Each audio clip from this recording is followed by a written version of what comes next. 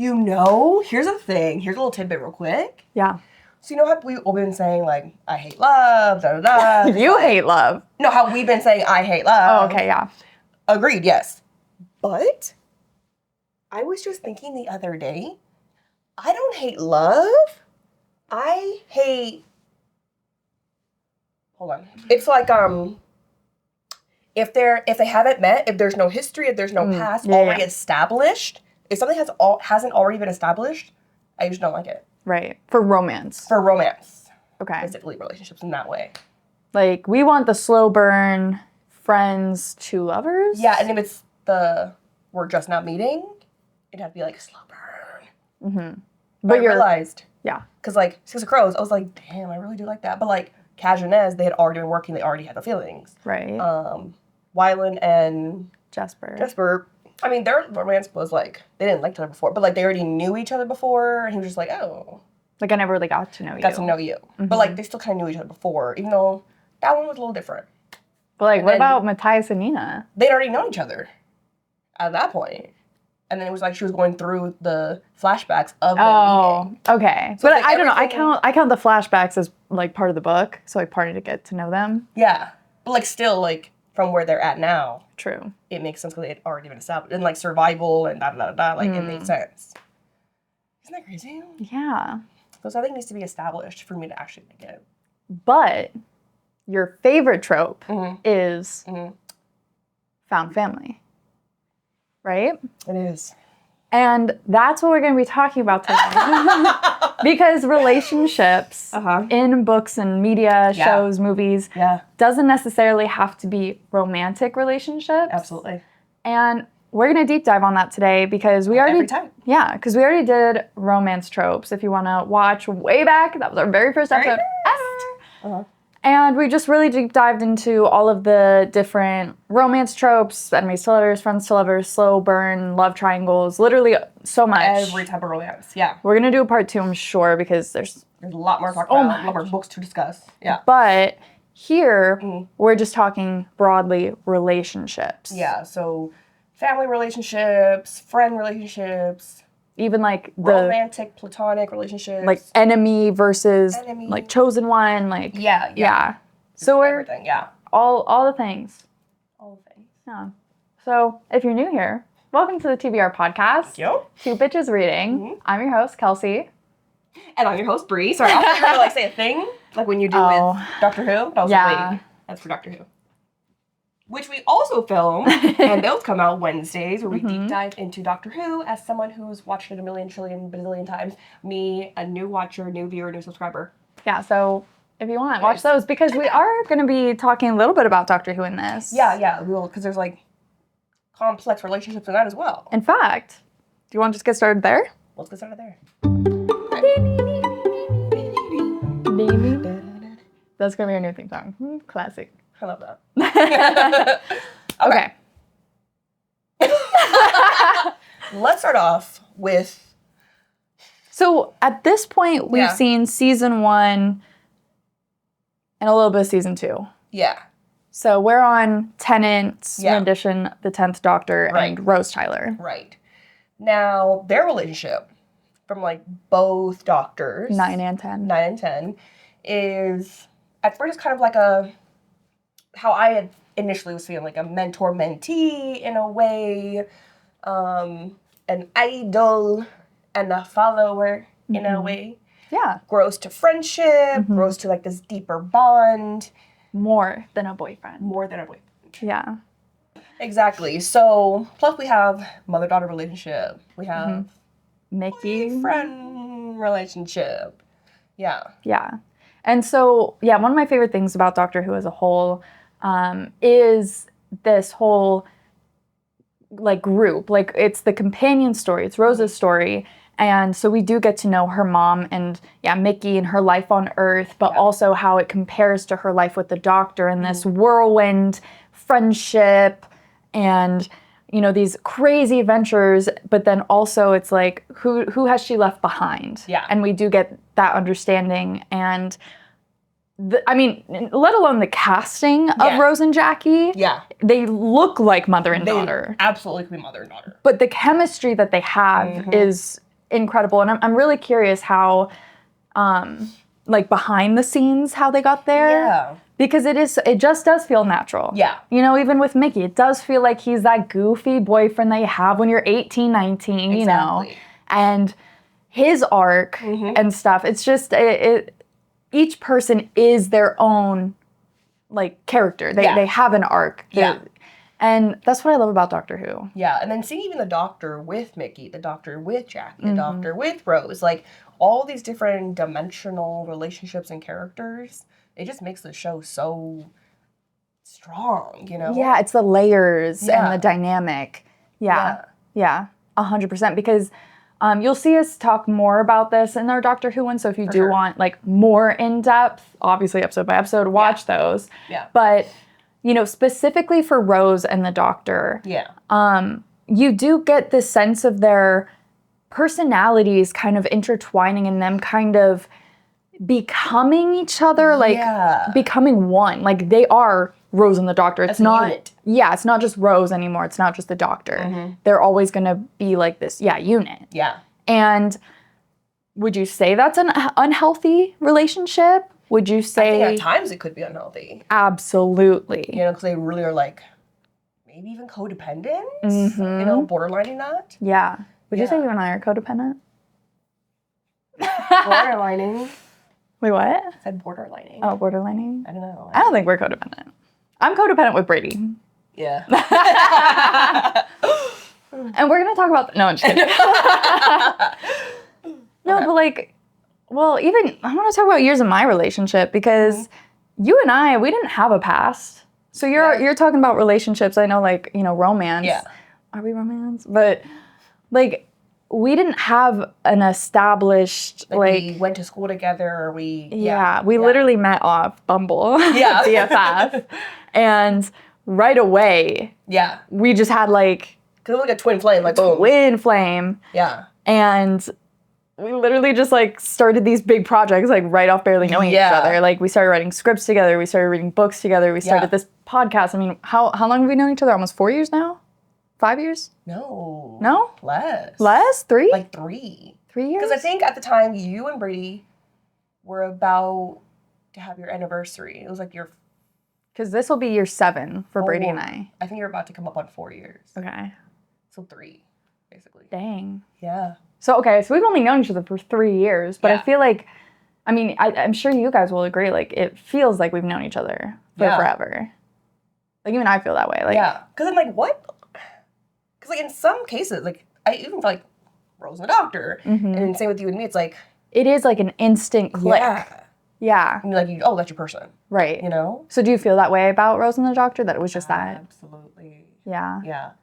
I mean, what about, are there other examples that you can think of that have that, like, instant click? And would you say, us speaking of this instant click, does that make some romances more okay for you because, like, you can have that feeling for, like, friends and, like, you could see an instant click for a romance? You got me there. Right? Because I didn't think of that either until just now, discussing it.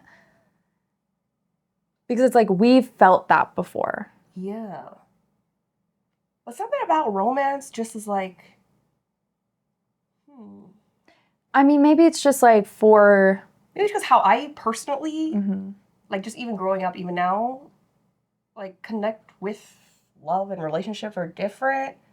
Like, you need the emotional bond first. I need an emotional bond. And I think, because here, maybe not obviously, it's like emotional bond. And then to get to, it's like, usually it's like I don't know, like I don't know. I mean, I'm going to generalize here, but I do think that, like, women or people who identify as a woman, our minds are different than guys. You know, like, we need the intellectual connection. Because I even seen guys talk about, like, their relationship with their friends versus women's relationships with their friends. Yeah. Guys are like, oh, this guy just came around, he's a friend of a friend, boom, we all just hang out, that's my best friend. Yeah. Like, they just, if we're laughing, we're doing something, boom, it's that we're locked in. Yeah. But women's like, it's harder for us to have relationships because like we need to connect emotionally. We need to have these same views and da-da-da-da. Not that they don't, but it's just like you kind of see like, oh, me and all the boys playing games. Boom, we're having the time of our lives. Yeah. And the girls, we're talking about intellectual deep. Yeah. Like you see the difference between the relationships. Yeah, and I think that it's a little sad because, I mean, speaking from experience, like Brady, he's had his friend group since high school. Yeah. And some of them even before high school. Yeah. And I'm like, I'll occasionally ask him like, oh, how are your friends? Like, what's going on in their lives? And he's like, oh, like, well, I mean, he's living there. Yeah, how's work? Yeah. Is he going on dates? Or, does he have a girlfriend yet? Oh, I don't know. He hasn't said anything. He hasn't said anything. Did you ask? Yeah, because I was like, I've seen like TikToks or whatever where it's like, making the joke because it's so prevalent. It's like, oh yeah, my bestie, my friend, oh, he just broke with his girl. The girlfriend asked, oh, like, why? I don't know.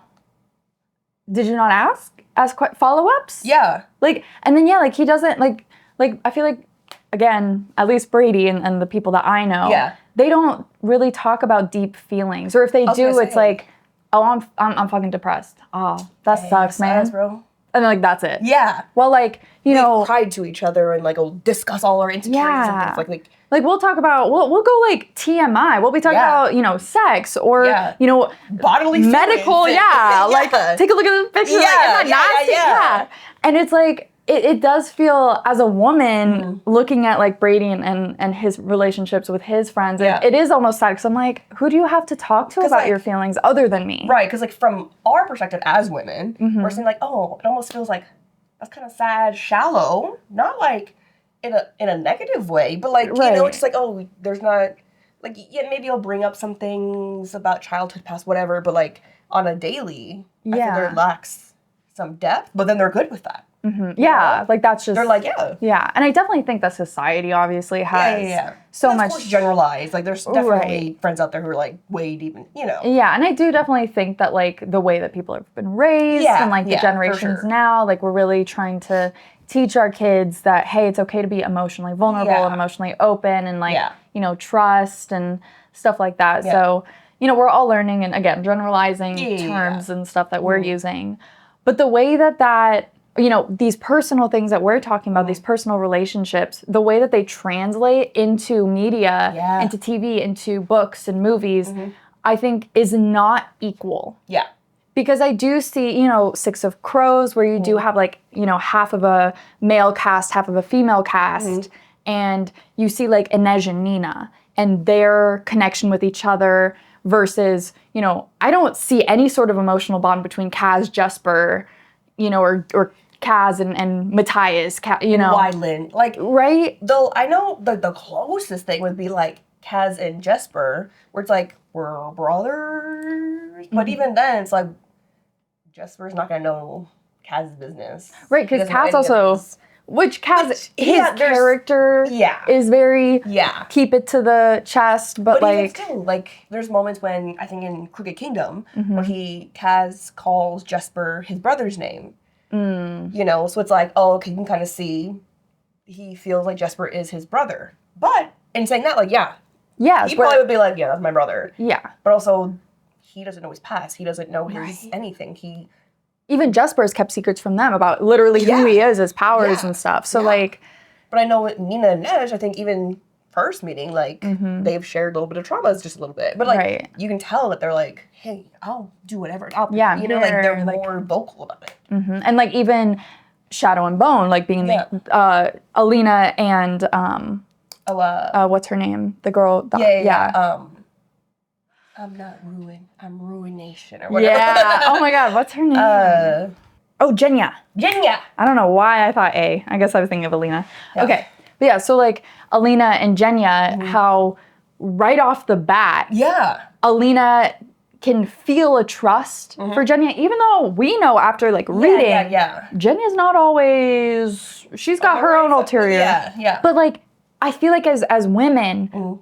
We have to connect and we have to feel safety to someone. And who are we most likely to pick? Another woman. Yeah. Because I mean, what do they say? Like, you know, if you're in a store and you're lost and you're a kid, who should you go to? Probably a woman. Yeah. I mean, and again, generalizing. And this is probably, like, societal, too. Because, like, if, you know, I'm scared, I'm not going to go up to a man. I'm literally scared of men. Right. Again, boom, that translates into the books. Right. But, like, yeah, I'll go up to a woman, I'll ask a question here, like, hey, or, like, even when you're outside or you're by yourself, why are you trying to find safety? From men, usually. But, you know, you'll, like, walk next to a girl, like, you see a drunk girl, hey, how you doing? Hey, yeah. Make sure you're okay. You know, it's like, women definitely go to make sure we're safe together, even if we don't even know each other, you know? It's just that, like, instinct of yeah, we have to stick together in this fucking society, you know? Yeah. I mean, how do you feel about people, and I know, like, I'm not going totally in books, but, like, how do you feel about people saying, like, oh, it's the motherly instinct in women? How do you feel about that? That's kind of ridiculous. I agree. Because I mean, the way I said it, obviously. No, but, like, even before, like, I myself have always wanted to be a mother, but that's not because, like, I was raised as, like, a mother. You're a woman, you need to be a mother. Like, just because I like kids and... Like, sure, yeah. But, like, there's women who've, like, I never want to have kids. Right. Though I'm not connected to any. But I'm still going to be an emotionally intelligent person. Exactly. And I can still have, like, you know... Yeah. I don't know. Because, like, we don't share that for men. The fatherly instinct. Right? You don't ever hear that term. Never hear that. Yeah. So, like, I hate that connection that it has to be, oh, it's your motherly instinct. Yeah. Because, like, oh, so men growing up, we don't ever say, like, are you going to be a father? Oh my God, you're showing your fatherly instincts, or you're connected. Yeah. It's always women with mothers. Yeah. Because, like, real life example, kind of gross trigger, so sorry. Mm-hmm. But, like, Brady was sick and, like, throwing up. Yeah. And I had, like, kind of taken charge. And usually I have, like, I can't see other people doing that, or else I do. Yeah. But, like, I didn't. I just, like, kind of, like, was able to, okay, here's a bucket, you know, let's get you cleaned up. Let's, you know, get this all cleaned up. Mm-hmm. And just, like, you know, and we were telling that story to someone, and they had said, well, you know, that's because it's your motherly instincts. Like, you know, because when, like, that's why you didn't have that reaction to it. Or it's because I'm his girlfriend, and I love him and want to take care of him. Right. And it's like, I know they didn't mean it. But I know. In a negative way. Yeah, because, like, society's been telling us, oh, motherly instinct, that's a thing. But, like, okay, if it was the other way around, we're saying, like, oh, he was just being a good boyfriend. Yeah. Like, you wouldn't say, like, oh, that's the fatherly instinct of... No. That's the person I love, and it's a person I care for, so I'm going to take care of them. And they're not doing well, so, like, hey, just got to take charge and take care of them. Right. Like, I don't know. It's just weird the way that people, you know, talk about feminine relationships versus these... Like, it's just weird. Yeah. Because, like, it could go back to society always saying, like, women are mothers. So, like, we, as women, wanted to take care of each other. But I think you're putting the mother on top of that. Because, like, men, they don't go to, like, they don't take care of each other. But again, society hasn't been like, men need to be caretakers. They're more just, like, support household. Yeah, you know, just stupid general stuff. But, like, they don't put that same thing onto the women. Mm-hmm. I don't know, man. But... I do think that, like we were saying, like, there's an imbalance from these real life situations because, and not only because, like, of those, but, I mean, I think of, when you think of relationships in media, the first thing I feel like most of us are going to say is romance. Yeah. But for the most part, I feel like in everyday life, like, romance is not going to be the biggest relationship you have. Like, yes, like, you know, we have partners and whatever. Yeah. But, like, your family and your friends. Yeah. I feel like even your coworkers. Yeah. Like, that's a day-to-day. That's, you know, your group. It's your, you know. And in shows and movies and stuff, it's, like, very, like, I'm so in love. And, like, oh, like, it's way more intense. Right. Which, like, obviously it's, like, okay. Show. Yeah. But I do love seeing shows or reading books that do kind of, highlight, highlight the day-to-day ensemble. Yeah. And I feel like, I mean, one of my favorite shows, and one that does it so well, is Gilmore Girls. Yeah. You know, because it is, one, first and foremost, a story about a mother and daughter. And then you have, to me, it goes mother-daughter relationship, and then it's the town's relationship with them. And then it's the romance. Absolutely. And I know obviously people mostly talk about the relationships like, oh, are you team Dean, team Jess, you know? And that's all fun and good. The relationship is the mother-daughter. Exactly. Yeah. And another one is Charmed for me. Yeah. I think the OG Charmed, I didn't really watch the new one. But again, it's first and foremost the plot is about 3 sisters. Yeah. You know? Let's go back to Supernatural. 2 brothers. Looking for their father. Yeah. Friends. There's romance, but like, it's a friend group. Yeah. And like these are shows that have stood the test of time that people go back to day after day, rewatch. I know me, I'll watch Gilmore Girls twice in a year. Yeah. And what does that say? Exactly. These are the shows, these are the relationships that we can connect to as an audience, that we can watch every day because it's not an intense, like, relationship. Love, like romance. Like, yes, we'll have those doses, but we don't go back time and time again. Yeah. You know, because like even with, I love Bridgerton season 2 especially. Love the romance in that. But like, I love Bridgerton so much because we have a whole family. We have the relationships of brothers, sisters, mother, son, mother, daughter. Like, there's way more, and even in a town and their thing. It's like way more than just the romance in that show or in that, all their community. Right. Know? Another reason why I love Doctor Who, especially like early Who, where it is like, you do have the family dynamic and like, it's not a, you know, we're in love and like, we're just traveling because we're in love. You know, it's like, it's deeper than that. It's so much more. And those are the stories I think that will stand the test of time, that people will go back to day after day. Yeah. Grishaverse. I mean, that people love the Grishaverse. And why? Probably, and Six of Crows being the most liked out of the whole series. Yeah. Why? The found family trope. Exactly.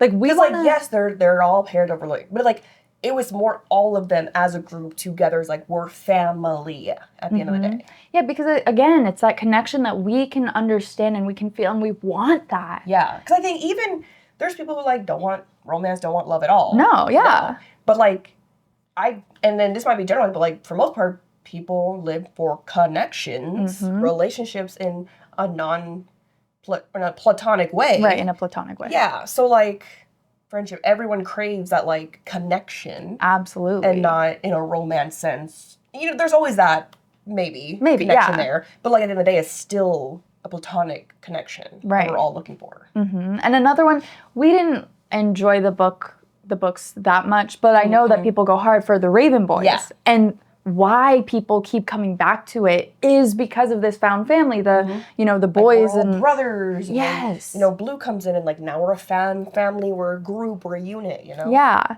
And I just think that, I mean, I know me, like, I'm not someone who has big friend groups. I really only have Bree and Brady. I got mine too as well. Yeah. And then, you know, I have a couple, like, you know, we're like friends. Like, you know, we'll hang out every once in a while. Yeah, but like core. But like your core. But like, I do feel envious of like, man, like how cool would it be to like have that group that you can just like that's my found family. Yeah, like we can just, you know, let's go meet up here last minute, or like, oh, I know where they're gonna be over there, or like, oh, everyone comes over to my apartment whenever, like they ever all have keys. Yeah, we have that friends type of vibe. Exactly. Like I do feel envious of that, and I think a lot of people can relate to that feeling. Yeah, absolutely. Because I think of like How I Met Your Mother.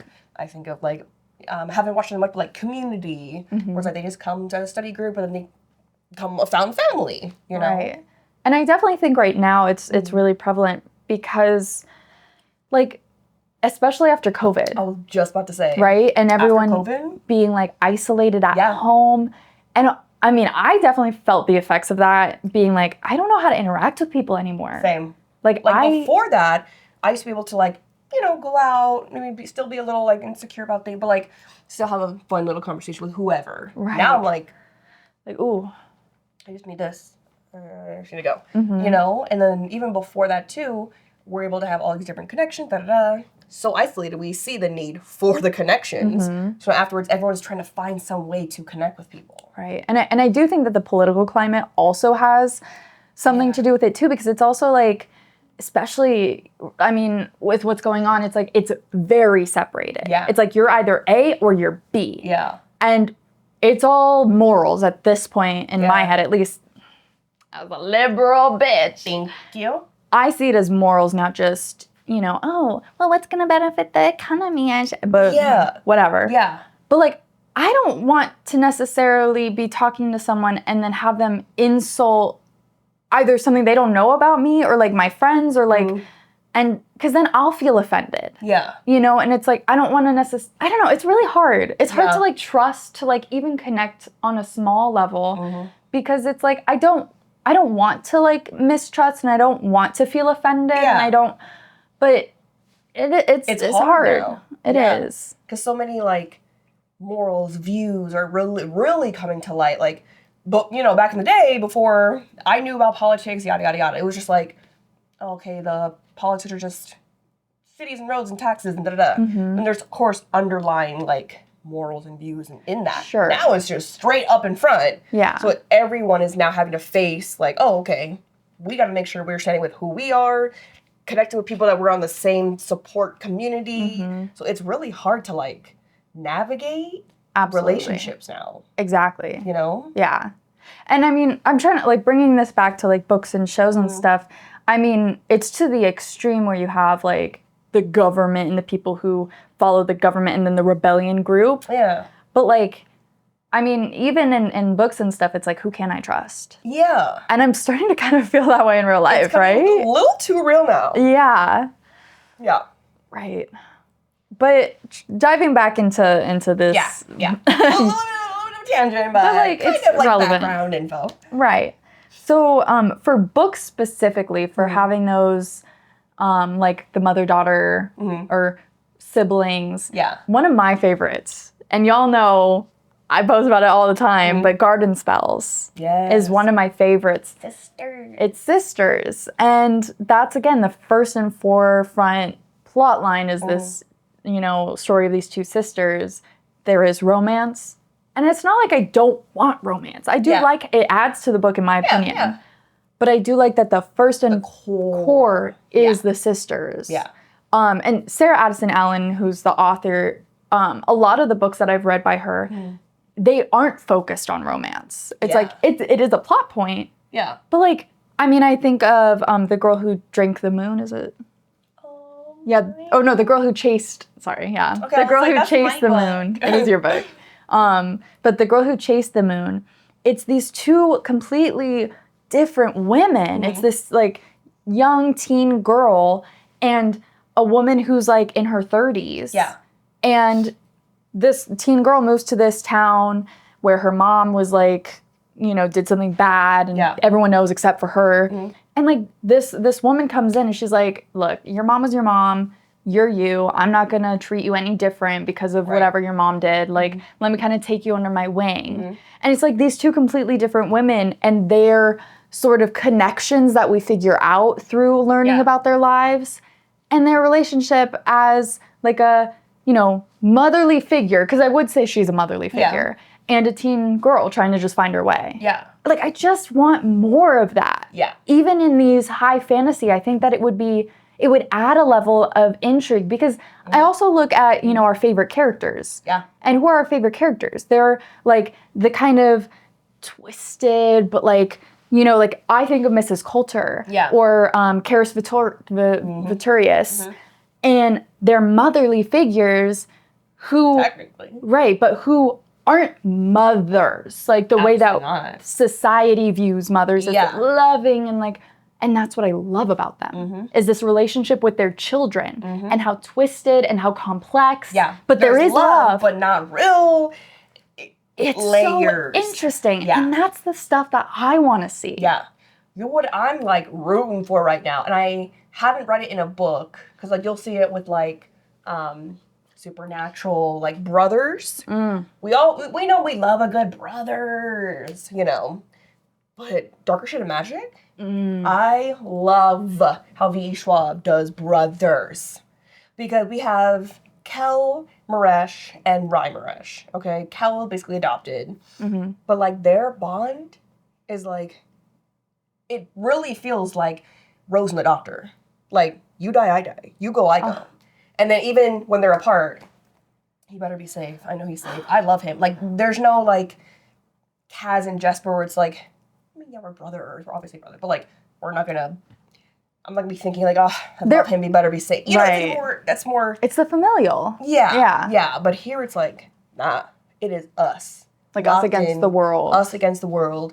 I will do anything to keep you safe. You will do anything to keep me safe. And I love that there's more, like, emotional vulnerability in that, especially seeing that from men and doing the brothers. Yeah. I haven't read that series yet, but I'm excited to. That's like my favorite aspect about the whole thing is just the brotherly love. But you know what pisses me off? And what the fuck pisses you off? I feel like when there are brothers in books specifically, it's always going to be a love triangle.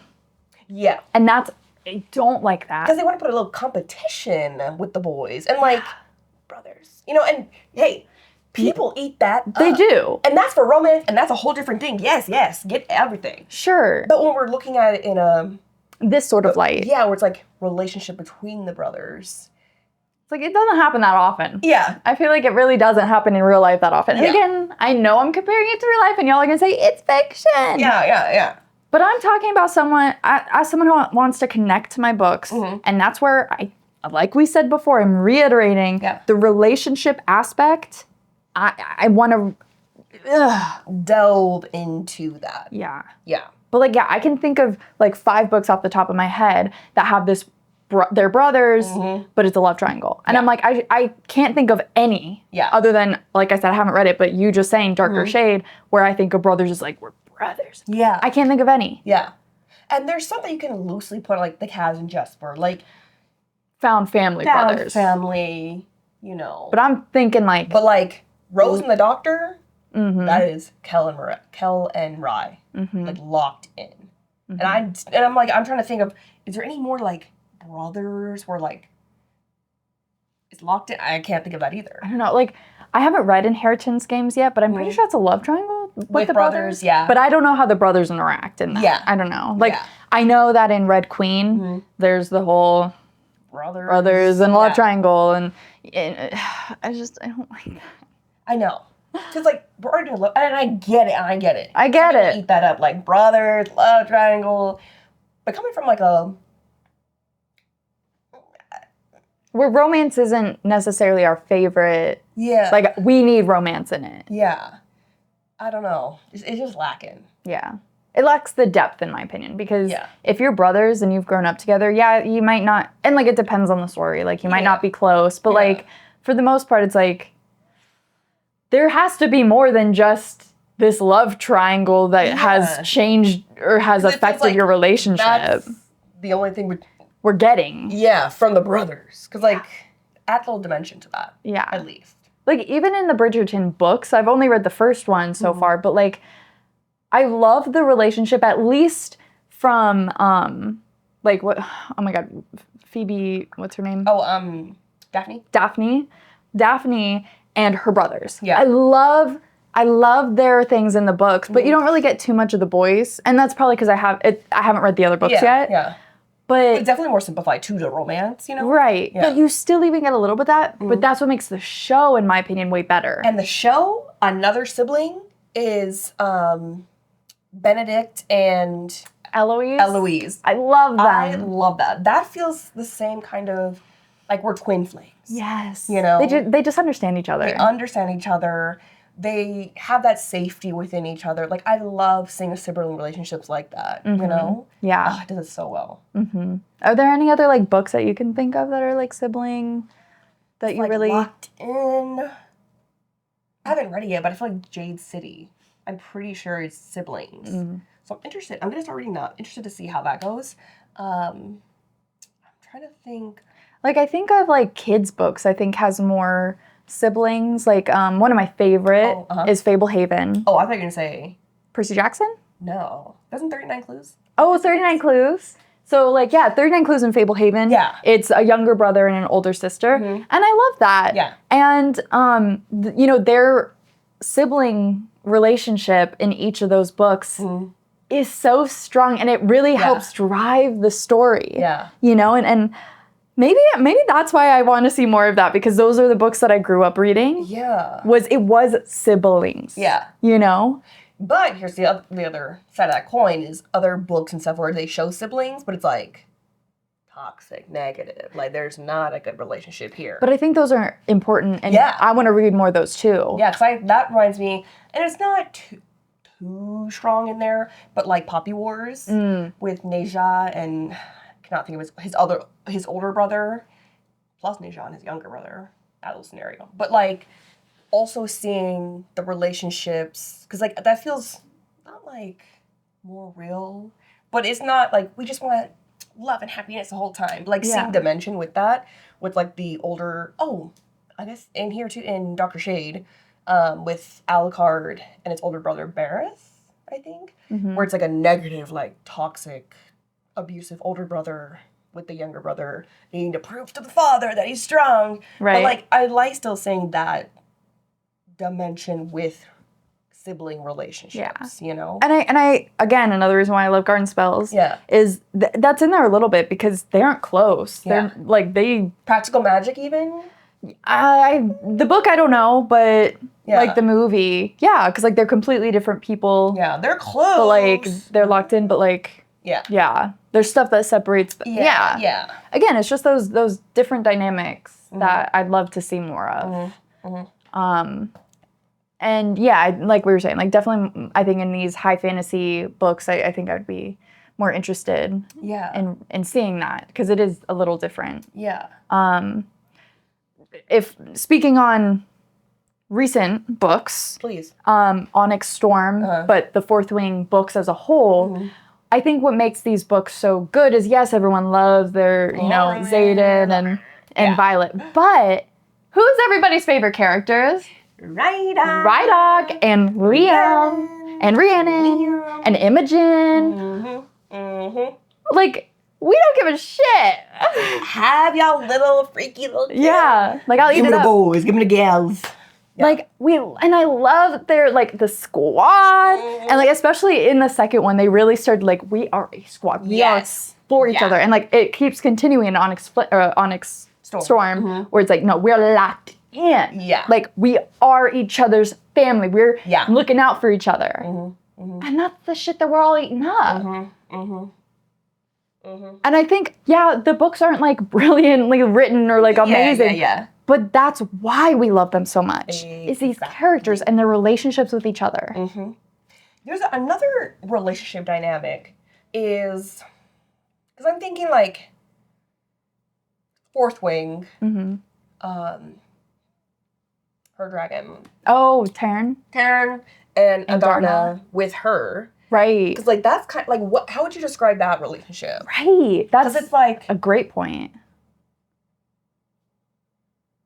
No, because it's like grumpy grandpa Tarn, who he has his secrets. Yeah. But at the end of the day, like, that's my gal.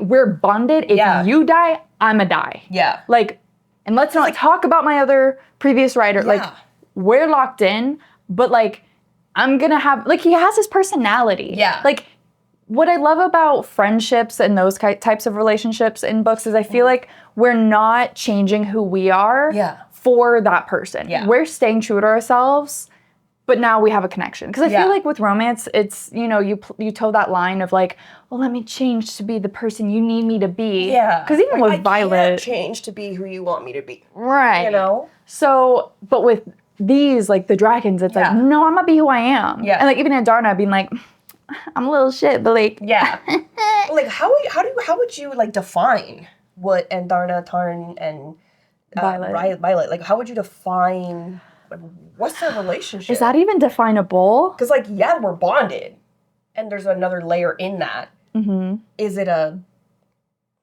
even a mentor-mentee? No.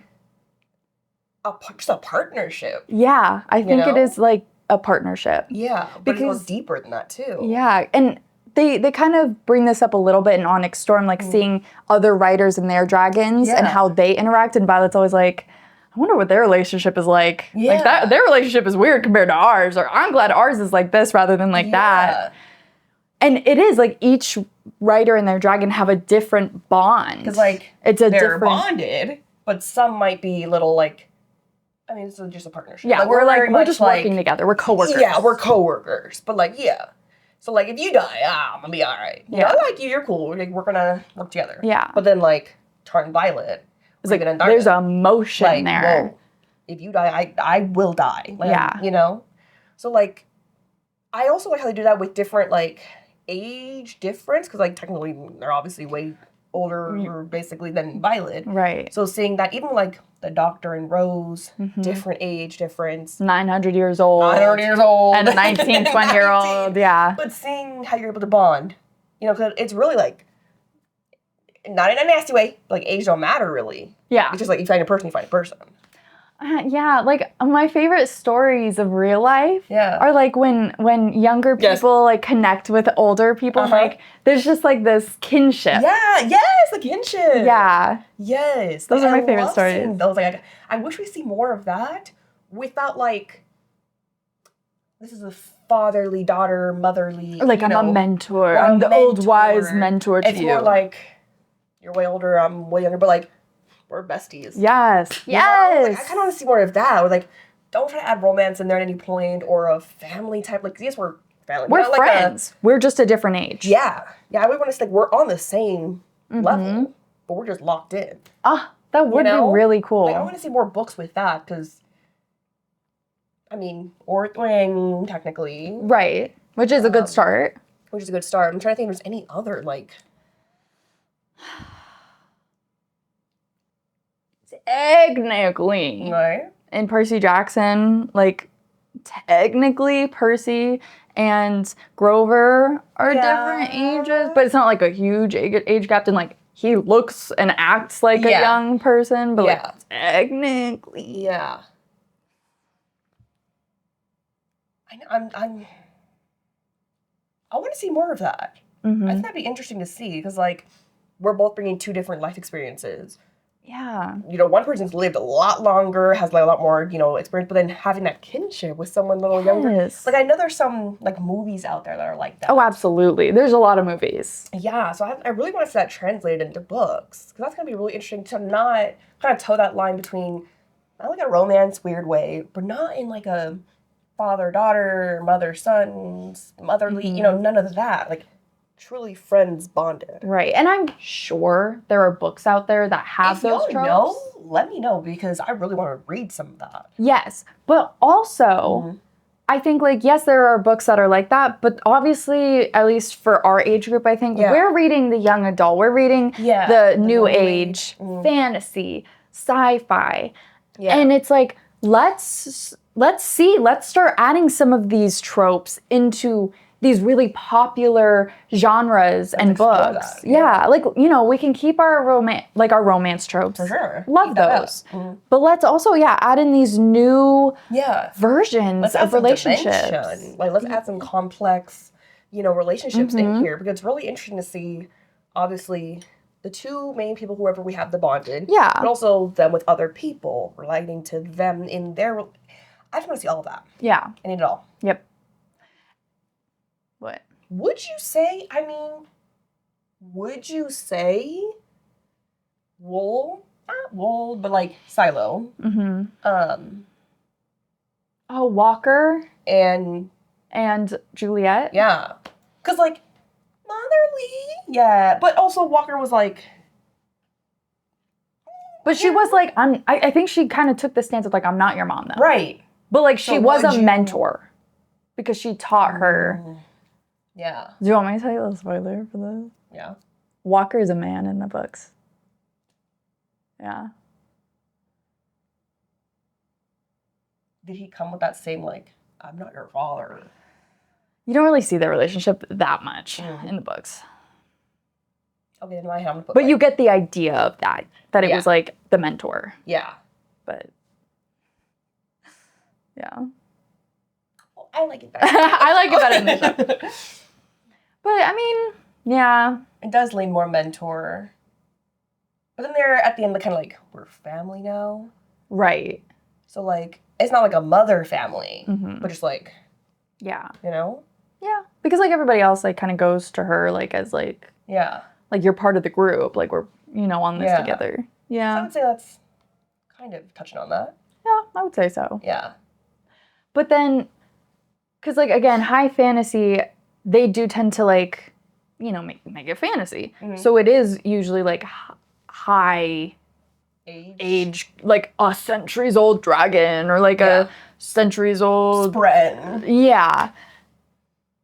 Would you say that would be acceptable? Like, not acceptable, but, like, is that what you're looking for? Or are you looking for a genuine, like, 80-year-old person and a 17-year-old having a kinship rather than a 900-year-old and a 18-year-old? I think I want it more closer related just because I'm thinking of, like, The Way of Kings. There's, like, spread in there.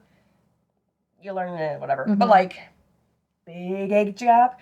But a lot of, like, big age gaps, it's kind of like, even like Doctor Who, like, big age gap, but he's not, like... Like, you act like you're young. Yeah, like, they're still, like, mentally around the same age. So I do want to see, like, mentally, not the same age, because 80, 15, whatever. Yeah. And seeing, like, bond, Yeah. Because, like, when we have a big age gap, like, even again... Twilight, how he's like 80 or 60 or whatever. Yeah, but he's still 18. 17 in his mind or whatever. So I do want to see, we're not on the same mental, but we're still like different life experiences. Yeah, like I'm definitely more mature. I'm older. You're younger, but we're on the same kind of playing field. Like we have that kinship, that twin flame here. Yeah. Yeah. And then, like, what do you think though of seeing like mother or father and child relationships that aren't like blood related, but like have that vibe? Because like we do get a little bit of those, but even then it's like I want more. Yeah, I'm trying to even think of an example. Well, because I'm thinking like Kelcie and Bree from Mistborn, because it's like in their own minds, they kind of have this thought of like, oh, like if I had a daughter, I'd hope that she would be like Vin, or I guess Kelcie was like a father figure. Yeah. But like the way that they interact, it's like they never say it. Yes. And it's never like put your shoes on. Yeah. It is like the mentor-mentee, but then at the end of the day, the bond that they have for each other is like one of familial parent-child. In a way. Yeah. I mean, I think of his Dark Materials, Lin-Manuel Miranda. Oh. What's his name? Howdy partner. Yeah. Well, yeah, him and the way that he takes Lyra under his wing. And I will say, I eat that up too. Yeah. I eat that up too. I know. Like, yes, I'm looking for, with the same level of playing field. The kinship. But also. Not saying I don't want this, because I love a good, even though you're not my daughter, you're not my son, whatever, you are my child. Yeah. I love you like that. Like, I'm going to eat that up every single time. Me too. Me too. I really am. Yeah. And again, I think that is more prevalent in the books that we read. Yeah, for sure. I mean, do you have any other examples that like, you're like, man, no, like, these are what I love? I know, I'm trying to think of an example. Like, I mean, I think a little bit you have, in Percy Jackson, you have, like, Percy and even all the kids, especially Annabeth and Chiron. Chiron, yeah. Oh, definitely. But I do think that there is that separation of, like maybe it's just more like, you're my guidance, you're my teacher. Yeah. But also, like, I think with Annabeth, though, especially at the beginning where she doesn't have a great relationship with her father, she does kind of turn to Chiron as this, surrogate father. Yeah. And then even in Harry Potter, I mean, there's so many that you could choose from. Yeah. Some would say Dumbledore. I would not. I wouldn't. I'd say either. Hagrid. I would say Hagrid. Hagrid's always left out. Actually, that I could see more as the kinship. That's the kinship I'm looking for. True. Because Hagrid's like, I love you, but he's not more like, I love you. This is what you, like, you know, more, because he's a little, you know, silly, goofy kind of. So it's more like, Harry's my friend. I love him. He's my family. True. You know? And I feel like people always come back to this relationship with Hagrid. Hagrid brought him into this world, essentially, and he was the one, that's my favorite thing, like, because he brought the baby Harry to the doorstep, and he essentially brought Harry out of the world, because when Harry was killed, he was holding the body, and I love that. Oh, that cold chill. I know, and I know that people make the joke of like, oh, you named your son Albus Severus? Like, why do you name him Rubius or Hagrid? Yeah. And it's like, but there is a spark of truth to that, because Hagrid was there day one with Harry. Yeah. He, you know, introduced Harry to the wizarding world. He was there during all of his years of Hogwarts. Yeah. He was his constant companion, friend. He knew that at the end of the day, he was going to have Hagrid. No matter what. Yeah. And it's just kind of sad, because it is like, he gets like pushed where's to the his side. recognition? Yeah. Right? I love that. But yeah, that's definitely what I'm looking for. That totally is another example, yeah.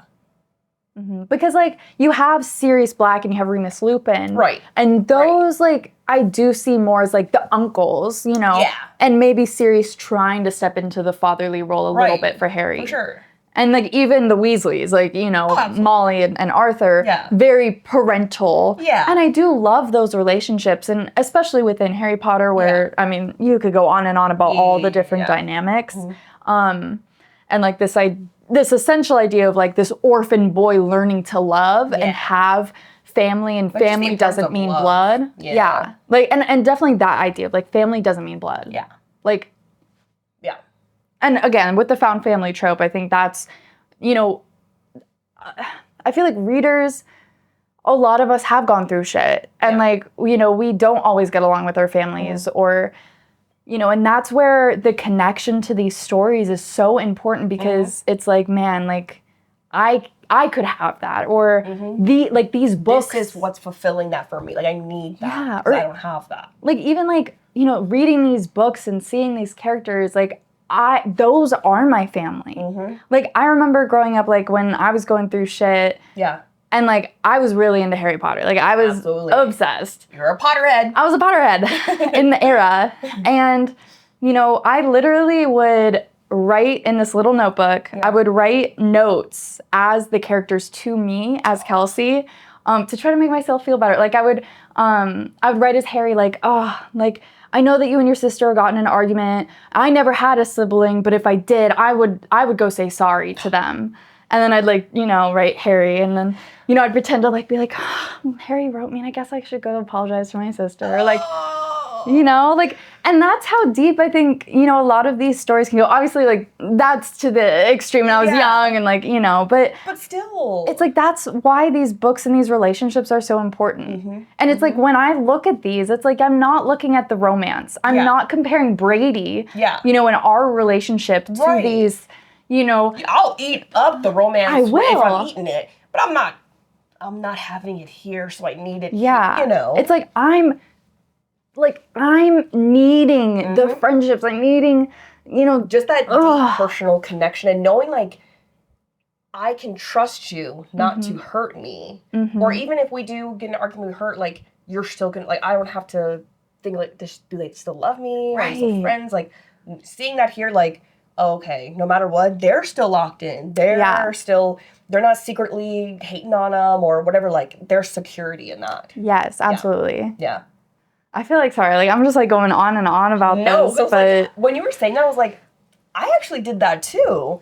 Not in, like, a physical sense, because I'm very much, I was always in my head, like, 24/7, even at school, I was playing scenarios in my head. Oh, yeah? Yeah. Yeah. I was a scenario but just the whole found family was so big to me, because, like, I was a very lonely child, you know? But even, like, for that, like, thinking the relationships in these books, in these shows, even silly YouTubers at the time. Absolutely, you know, 'cause, like, people, but, like, just to know, like, I have that support group, that friend, like, that family, the love, like, always playing those scenarios to, like, soothe myself. Yes. Or give what I didn't have. It's like filling the gap, or filling the holes that are in your life. It's so important, and why I love seeing these different things in books, because, like, we need more than just the romance. Like, people love romance? Absolutely. You know, there's a point in, you know. We keep giving disclaimers because it's like we're not like hating on romance. It. And I'm not saying get rid of it at all. Yeah. I'm just saying let's add these. Yeah, let's diversify. So yeah, to have more of that. Wow, just like Black Lives Matter, we're not saying y'all white people, as if I'm not white. We're not saying y'all white people. Y'all white people don't matter. We're saying we matter as well. Yeah. So we're not saying romance. We're just saying we need this as well. Yeah. Yeah. Absolutely. Absolutely. Well, since this is an episode on relationships. Yeah. Romance is a relationship, Kelcie. You want to go into romance on that? Not too much, because we did really deep dive. But, like, let's just touch on it, though. Since we are kind of not hating on it, but, like, we don't need that as much. But, like, that's still something needed. It is. I mean, like we discussed in our romance tropes, my favorite is a slow burn, friends to lovers. That ties back to that emotional connection. I hate the jealousy arc. Yeah. I hate the love triangle arc, or trope. Tell me, what's the importance of romance? I mean, connection. Why do we need those? Connection for sure. Why do we need those? Why put romance in there if we're getting connection with found family, friends, Why add that? Why add romance? I mean, when it comes down to it, I think in everyday life, what people have more of are friendships and family relationships. For the most part, and this is excluding people who are poly. Yeah. But most people, it's like you're trying to find the one person that I think romance goes beyond friendship. It goes beyond family because you're getting a tick on everything. You're getting a tick on the emotional, on the mental connection, and the physical connection.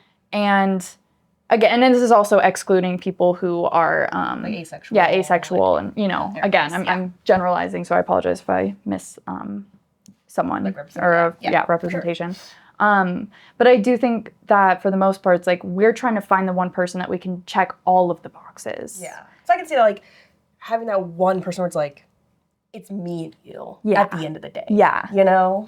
Like, we have that love for each other deeper than friendship, not like family, but like we chose each other. Yeah. The whole idea of choice as well. Yeah. And it's like, okay, family. It's like, that's family. It's like family's family. Friends, you have like, we should have always been, right. We're here. But then, it's like this whole different level. Yeah. Like, I chose you out of everybody for me. And you chose me back, Right, yeah. And like having the feeling, the whole choosing me back and I choose you, we choose each other is just such a unique bond and experience that you don't get day to day until you find the person. Yeah. And reading these fantastical stories, and I think of high fantasy or, YA, it's really butterflies, it's the feeling of reading two people falling in love and enjoying both the characters and just like, I can't live this life because this isn't real life, but like, ooh, like it's giving me butterflies and like, ooh, like I want to feel like that someday. Yeah. Or like, ooh, I do feel like that right now with my partner, It's exciting to see other people experience that, especially when you're happy. Or like, even in, like the person who is falling in love, like, look at that. I used to feel like similar to like, oh, I'm not gonna have anybody, but look, someone found, like, there's always gonna be someone for you, And I think like rooting for people is also a feeling of like, we want to root for each other and we want to root for these characters because we love them individually, but then we love them even more together. Yeah. Is there, sorry, to not touch on too because we didn't know we really did do a good deep dive, is there any shows where it's like romance, yes, and it's always like there's no like we broke up and we're together and Is there one that's like we're together and this is us, life, whatever the situation, like, do you know what I'm saying? Like established relationships? Yeah, the one that's established, it's like, but everything, like, no matter what, it's always been established. The first one that pops up into my head is Marshall and Lily from How I Met Your Mother. I don't think they break up, but I don't remember it that well. I only watched it I only watched it like 2 times. I'm more of a Friends gal. think I would just How You Met Your Mother. Dang. I just hate Ross. I don't like Ross. Anyways, but yeah. I mean, I also think of like Chandler and Monica. Once they do get together, they're very solid. I do like them. They're my favorite in there. Yeah. Is there any like fantasy? Like, I know it's not relationship, but like almost Does it have to be romantic? In this sense, I'm looking for that. Yeah. Okay. Because I was like, well, this one I'm not romantic. But like how Golden Compass, her and Will, it's like been us, even though not. But like it's not romantic the whole time. Yeah. But like if they were romantic, it's just like we're locked in. We're locked in. But like, is there any like that? Or even in books? Like it's just we're established. Yeah. There's romance because like we're together. But like it's us going through it. It's romance. It's romantic. I mean, yeah, and like romantic right off the bat. Yeah. Because like that is hard. I mean, you could kind of say Shadow and Bone, even though they don't start off together. Well, but if you're saying, because like Friends, I can think of a ton. No, but it has to be romance. Romance. Then I would not say Shadow and Bone. I know. I love that we're like looking at all my books. Well, I feel like they would have to be side characters. Because again, part of the lore of reading romance is the falling in love part. The journey to get there. A lot of people love. Then, is there any books, shows that are like, right off the bat, you know, like... The instant love? Not instant, but like, there's probably some... We get together. Like, we see them get together soon. Mm-hmm. And then we're just together the whole time. Like, there's no like, we broken up, da, da, da. I mean, like, I would say Annabeth and Percy, because they kiss in book, 3? Book 4? Is there any book 1? Book 1? Season 1. Air? In the first... But we don't have the rest of the is it just a duology? I think it's going to be a duology. Mm-hmm. I mean, technically, like Red Queen, technically.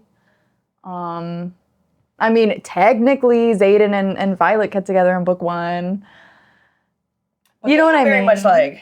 Did they have to have... Well, I guess I'm about to read Onyx Storm. But, like, I guess they were together. Like, now that they're together, they haven't, like, broken up.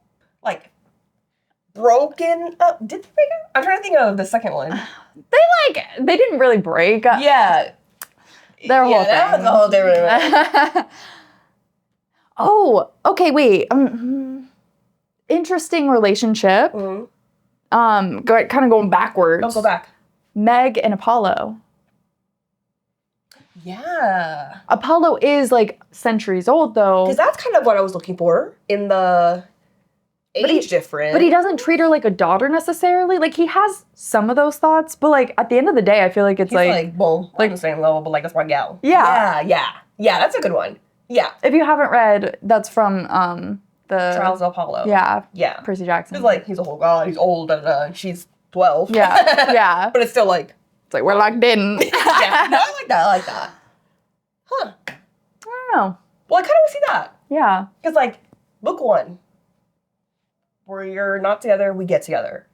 But the rest of the series, the rest of the show, like, we're just locked in the whole time. Mm-hmm. We might have our fights and yada yada, but, like, we're not going to break up. We're solid. We're a unit. Yeah, I mean, I think that a lot of people would say that was boring. Like, if they're here for the romance. But yeah. Yeah, but I'm thinking, like, for the whole world. Mm-hmm. You know? Yeah. Mm-hmm. Anyway, okay. Enough romance, damn. Seriously. Okay, so something that I feel like people don't talk about enough when it comes to relationships is this whole idea of connected fates. And not necessarily in the, like, we're bonded, like Xaden and Violet. Yeah, you die, I actually will die. Yeah, Type. or even, like, the dragons and them. Yeah. Like, not necessarily that. Yeah. I'm thinking, like, chosen one and their enemy. Like, I'm thinking Harry and Voldemort. Yeah. I'm thinking even Katniss and Snow. I'm thinking Alina and the Darkling. You know, because it's like, that is a relationship. Is it always just this side of it, or could it be like this side of it. What do you mean? Because I'm thinking Golden Compass. Oh, like Lyra and Will? Yeah. I mean, sure. Yeah. That's another aspect to it. It's like, yeah, they're connected because they have to do this to save the world. Yeah. But then they can't be together. But like, yeah, almost prophecy. Yeah. I mean, some literally like Harry Potter, but some like not so literal. Yeah. Because I feel like even in Hunger Games, like, there's no prophecy, obviously. But like, I feel like that's like a prophecy type of feel when it comes to them too. Like, it's me or you, dude. Yeah. There's no way we're just going to be, you know. We're never going to be on the same side. One of us has to die. You either have to kill me to kill the rebellion, or I'm going to have to kill you. And I know that she doesn't end up killing it, but like, kill the idea like of you. I have to defeat you. Yeah. To stop your side. Yeah. Like, one of us has to defeat the other. Yeah. What do you think of those types of relationships? And, I mean, would you call it a relationship? Absolutely. Because I feel like one can't exist without the other. Mm-hmm. Especially Harry Potter. I'll tell you what.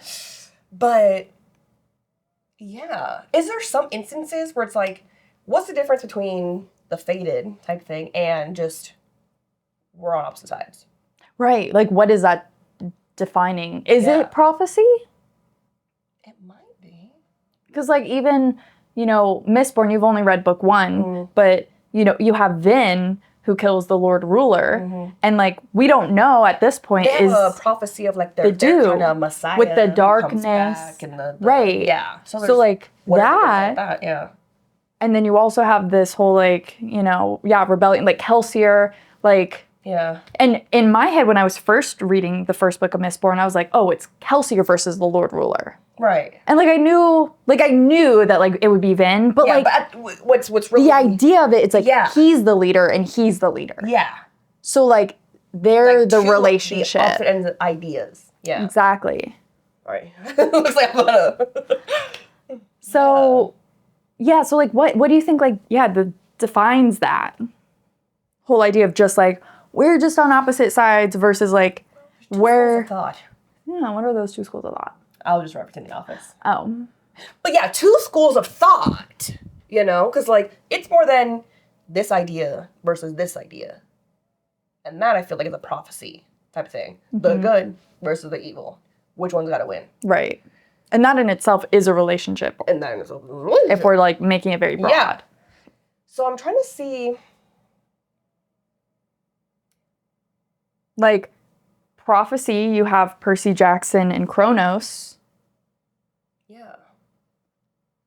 And then even going further in the series, you have The Lost Hero, which is, I mean, it's a group versus another group. Because you have the Titans, right? It's the Titans. Versus, you know, the crew. Yeah, the demigods, whatever. Yeah. Like, specifically, though, the 7. Okay. All of that feels very... What's the word? Prophetic? It's like prophecy, but like... prophetic. Is it prophetic? I think so. Okay. Feels prophetic. Don't correct me if I'm wrong. Don't correct me. I'm trying to see it, because like, in that, okay, still fated in that way, you know? Right. Because one's got to win over the other. They both can't both coexist, basically. What's the other where it's like, it's more like... Like, I just think, like, rebellion, almost. Like, when it... Because I know what you're saying. Like, I think of wool. Because it's not like we're enemies in the fantasy sense of the way. It's just, like, you're oppressive. Yeah. Because, like, you're not going to fail if I'm still alive. I'm not going to fail if you're... But kind of? But kind of. I don't know. That is a hard to kind of draw the line. Yeah. All of it then we're going to put as fated. Yeah, we'll just talk about those ones. Let's just do fated. What was the question? You answered.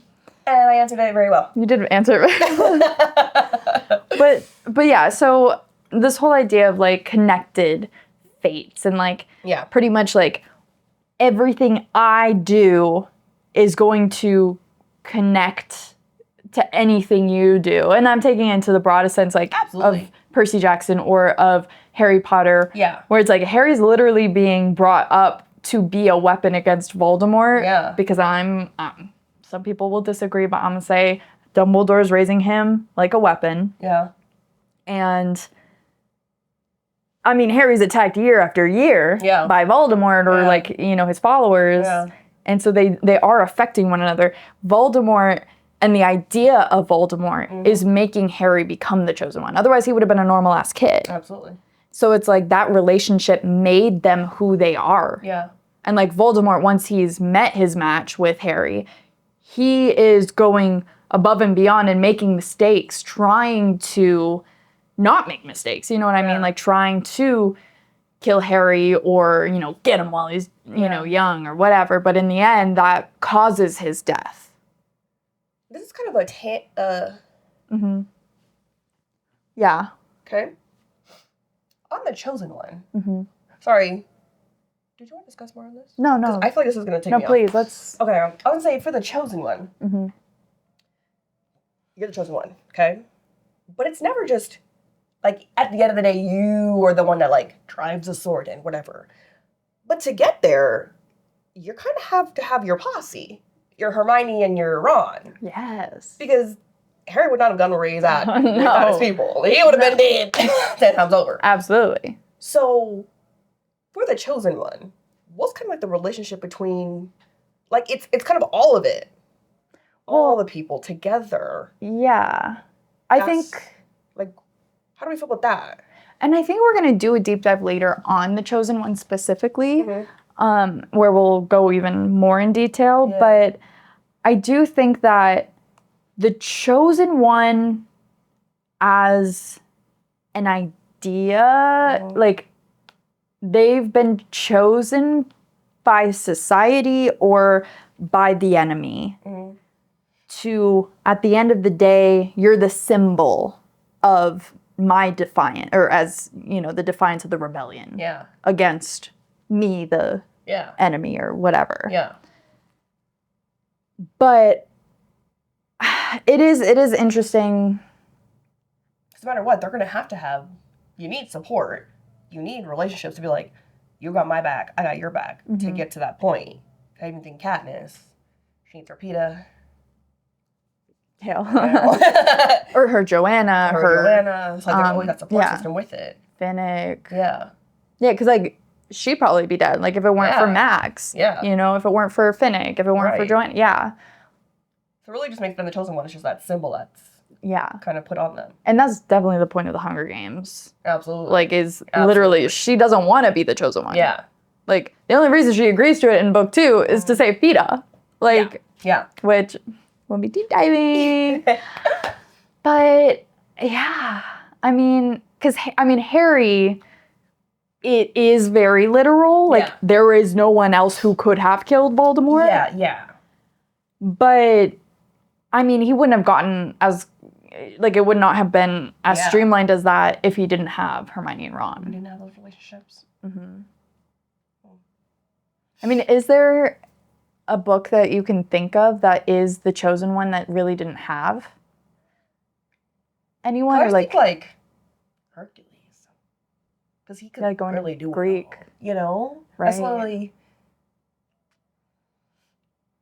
Yeah, because it is, like, it's like you have to have... Yeah, the support system to get you there. So who really is the chosen one? If you're the chosen one, but, like, I'm with you, am I the chosen one as well? No, I don't think so. Well, no, because it's like, at the end of the day, it's like the chosen one's got to do the dirty work.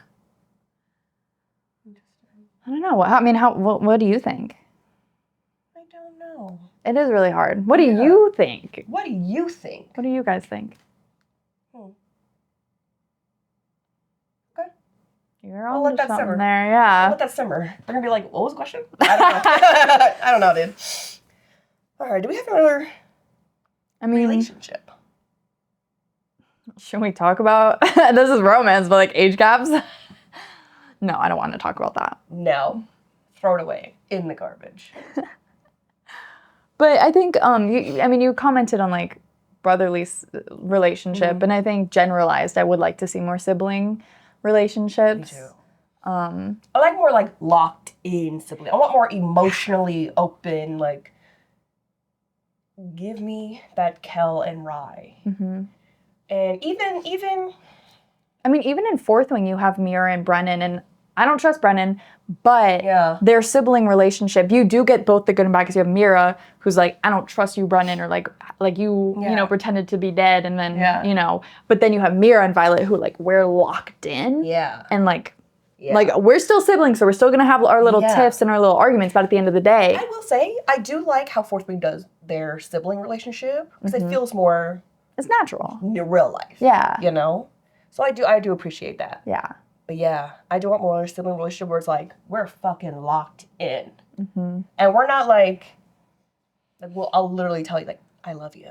Like, I got your back. It's like, the emotional vulnerability. And more emotional. Because, like, lots of these, we have siblings and they're locked in. They got each other, you know, da-da-da. But, like, you're not having the deep I need that conversations, you know?